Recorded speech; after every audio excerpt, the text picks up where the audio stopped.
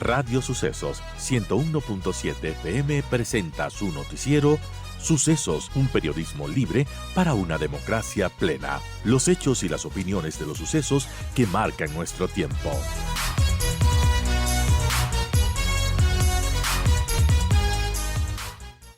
Bueno, ¿qué hay detrás de, a su criterio, Fernando, de estas protestas que se han venido dando ya 12 días seguidos? Bienvenido y gracias por acompañarnos. Fernando, no le escuchamos, tiene muteado su micrófono. Muy buenos días, Verónica. Muchas gracias por la invitación. Ya extrañaba estar con ustedes. Bien, Vero, todos tenemos derecho a la protesta. Todos.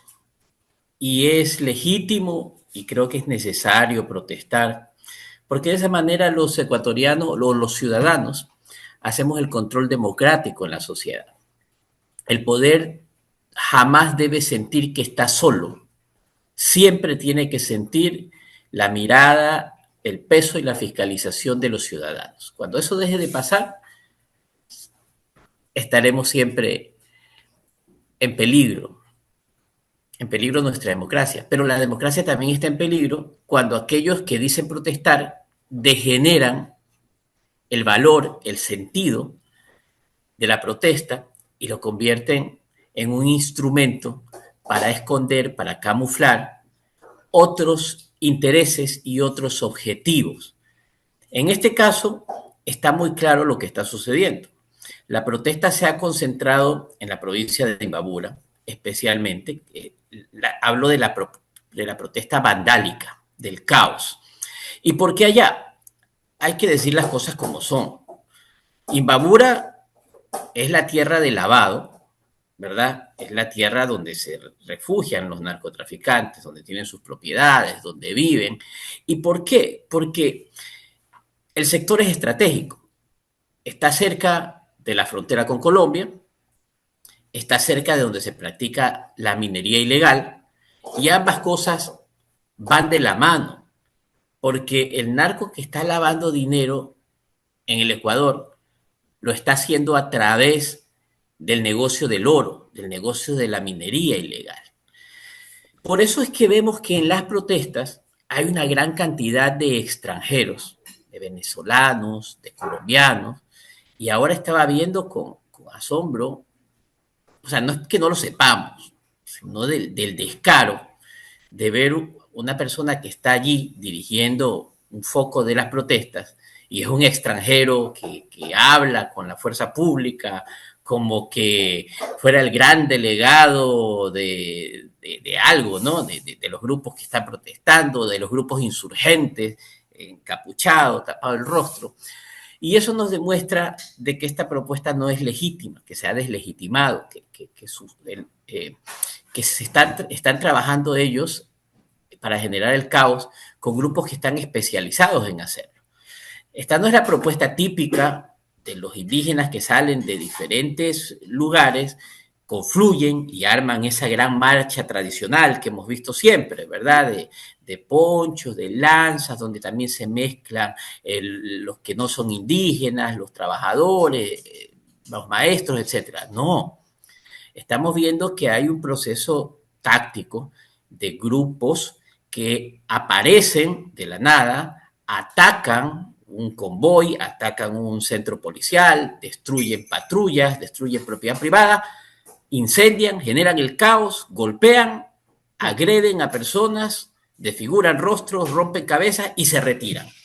Eso es más impactante, eso genera más caos, el objetivo de ellos es generar la percepción de que en el país hay una sublevación popular, pero eso no es sublevación popular. Yo no me siento representado, por ejemplo, por ese tipo de acciones.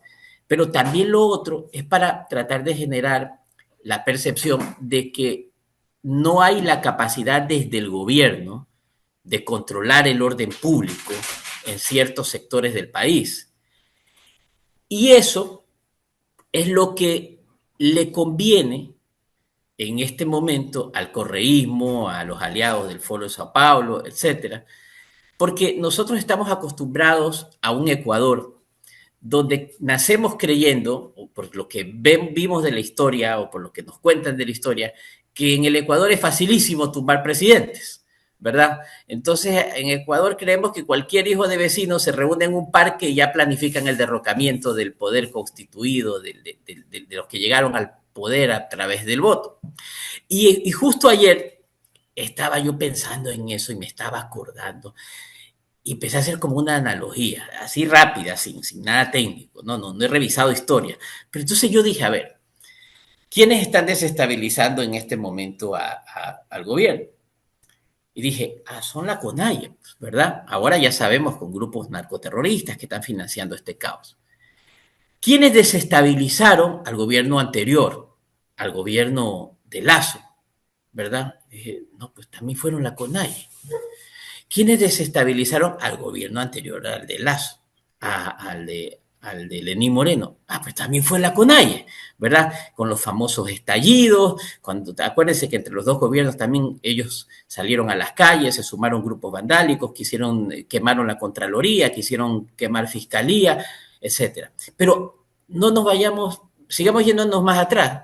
Y el gobierno anterior al de Lenín Moreno, el de Correa, ellos también intentaron desestabilizarlo. Lo que pasa es que Correa les dio de su propia medicina, los metió presos, los ultrajó, los secuestró, etcétera, ¿verdad? Y vámonos al anterior, al de Palacio. También fue la CONAIE la que lo desestabilizó. Y si nos vamos antes del Palacio y nos vamos a los gobiernos de Abdalá Bucaram, que lo derrocaron, de Lucio Gutiérrez, que también lo derrocaron y se le sumaron los forajidos, y nos vamos más atrás al gobierno de Osvaldo Hurtado, yo creo que solamente al gobierno de Roldós, ¿verdad? Si no me equivoco, no le hicieron una sublevación, pero era porque la CONAIE no existía todavía, ¿verdad? Pero los Ecuarunari y todos esos grupos que existían, ya conformados con dirigencia indígena, sí lo desestabilizaron. Y si revisamos la historia, ellos desestabilizaron hasta el triunvirato militar. O sea, no hay, como decimos en el Ecuador, ¿no? Ese adagio popular, no hay tusa que les calce, A ver, pero en la historia ¿verdad? hemos tenido guerras civiles y eso es la tónica no solo en Ecuador, en el mundo. Así es como funciona la sociedad de alguna manera, ¿no? Siempre es cíclica y se va repitiendo estos episodios. Ya los actores cambian, pero bueno, es un poco así. Ahora, usted, Fernando, menciona que, por ejemplo, las FARC y el ELN han echado raíces en el país desde hace más de 30 años, cuentan incluso con propiedades, ha dicho que tienen hasta cuentas bancarias de nuestro país, que eso ya está al tanto de las autoridades. Y lo que es más grave que, bueno, estas personas reclutan a niños, a menores de edad desde las comunidades para sus acometidos. Esto, bueno, ¿qué información tiene para poder afirmarlo y además qué trasfondo tiene esta situación en las protestas que estamos viviendo actualmente? Bien, cuando el ejército colombiano dio de baja al narcoterrorista alias Raúl Reyes, recordemos que se incautaron varios computadores en el campamento de Angostura. Allí hubo ya un ecuatoriano muerto en esa incursión, que fue el ecuatoriano Franklin Aizalia, que luego se supo era la pareja sentimental de la hija de alias Raúl Reyes, de Nubia Calderón.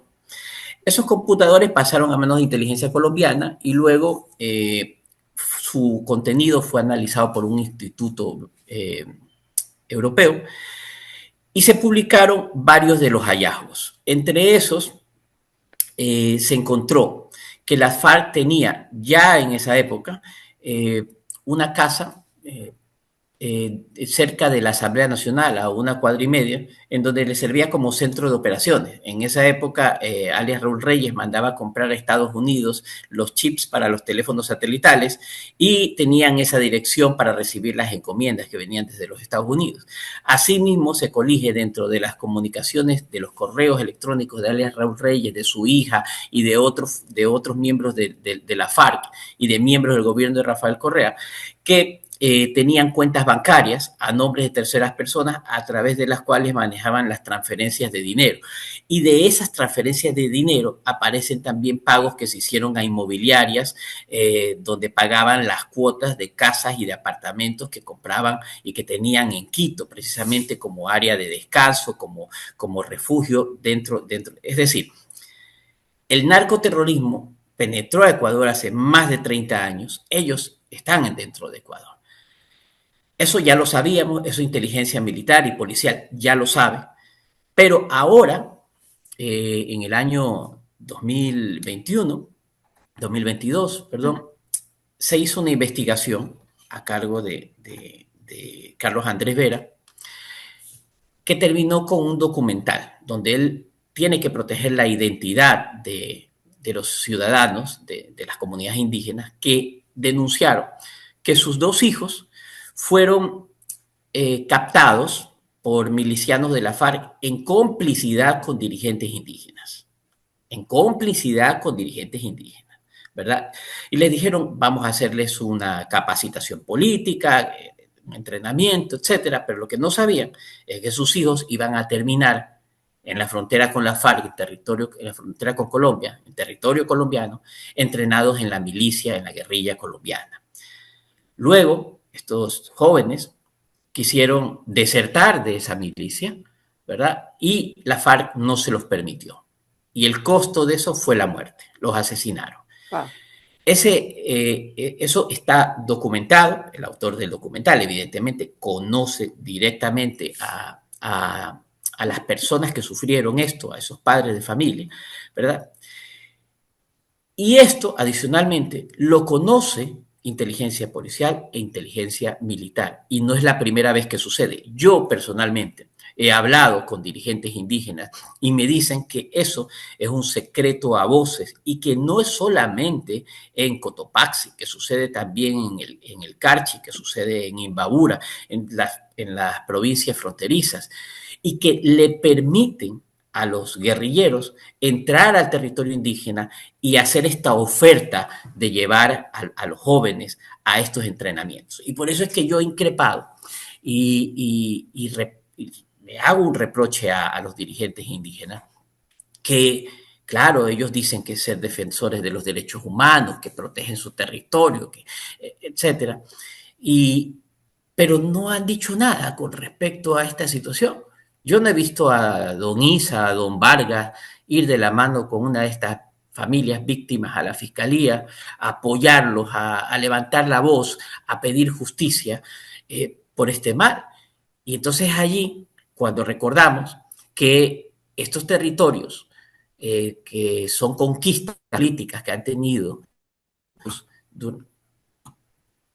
que estos territorios que son producto de conquistas políticas, porque ellos prácticamente han declarado ciertas zonas indígenas como territorios independientes, donde ellos tienen una justicia paralela a la justicia común y donde no permiten entrar a la gente. Ya vimos cómo al iniciar el paro, el señor Vargas dijo, le prohibimos la entrada a la fuerza pública. Entonces, claro, yo no sé cómo así un ciudadano puede prohibir la entrada de la fuerza pública a las instituciones del Estado al territorio ecuatoriano.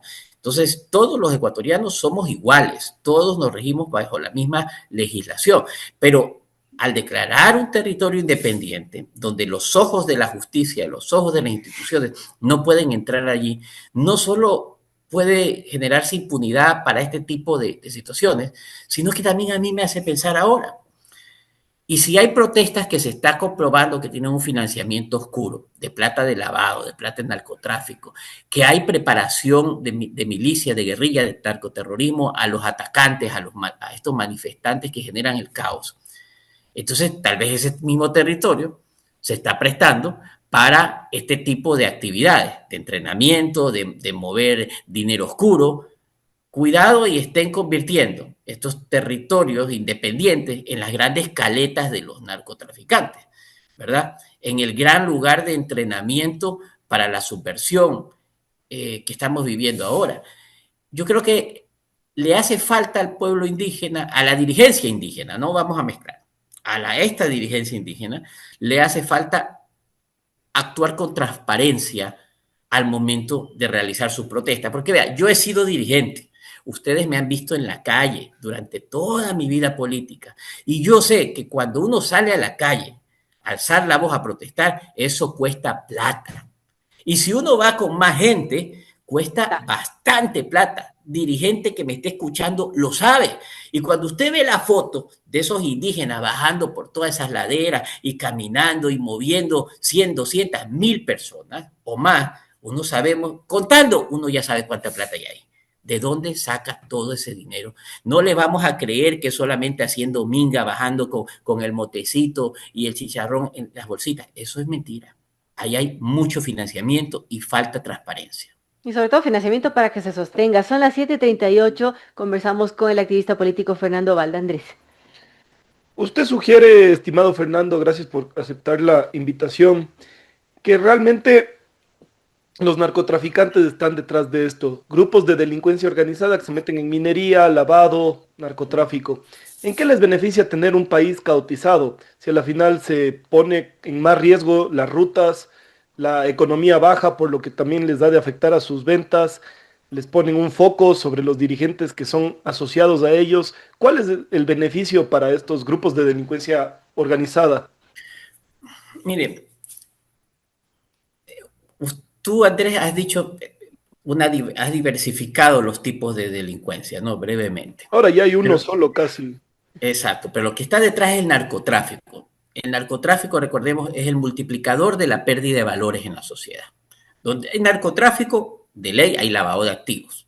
Donde hay narcotráfico, ese gran poder adquisitivo que tiene esta gente hace que prolifere la minería ilegal, la trata de menores, la trata de blancas, tráfico de órganos. Son cosas que solamente suceden cuando hay un mundo perverso que tiene mucho dinero. Se pierden nuestros jóvenes, se vuelven drogadictos y hay una descomposición integral de la sociedad. Cuando nosotros vemos ya estas matanzas que se están matando entre pandillas, esa es la pus que está saliendo de una sociedad que ya hizo metástasis, porque ya tú no sabes si tu vecino está lavando plata. Y eso es lo que sucedió en el Ecuador. Por eso, ustedes recuerden que a todos los que decíamos, desde 2008, 2009, 2010, que hablábamos de estas cosas, que decíamos que esto iba a suceder, y cuando yo decía que iban a haber decapitados, que iban a empezar las muertes, que iban a matar políticos, que ya decían, ah, no, es que este es un alarmista. No, es que hay ciertas personas que teníamos o tenemos una visión prospectiva porque no se necesita tener más de 4 dedos de frente para analizar la historia y saber cómo se comporta el narcotráfico. Ahora bien, ¿por qué le conviene, por qué está metido el narcotráfico, el narcoterrorismo en esta caotización del país? La política del Ecuador está podrida. Así como unos hacemos política, ofreciéndole a la gente mejores alianzas estratégicas, financiamiento, hospitales, educación, alimentación, prosperidad, oportunidades. Hay otros políticos que le ofrecen a los narcos, apóyanos para cautizar, que caiga el gobierno, nosotros llegar al poder y permitirles trabajar. Es una alianza de los políticos con el narcoterrorismo. Esa es la base de todo. Entonces, cuando aparece una señora o un señor de un partido político que le dice a los de las protestas, nosotros le vamos a poner los abogados, nosotros le vamos a poner esto, les vamos a proteger los derechos humanos, está defendiendo, está demostrando que es parte de esa alianza narcoterrorista con los malos políticos del Ecuador, que también son delincuentes. Fernando, tenemos Claro. que terminar, pero bueno, esto podemos ampliarlo más adelante y ojalá que, como mencionas, y las autoridades tienen esta información que se puede investigar y bueno, que esto se pueda conocer más ampliamente. Gracias a Fernando Valde, activista político, por conversar con nosotros sobre el paro a esta hora. Gracias nuevamente. Muchas gracias a ustedes. Chao.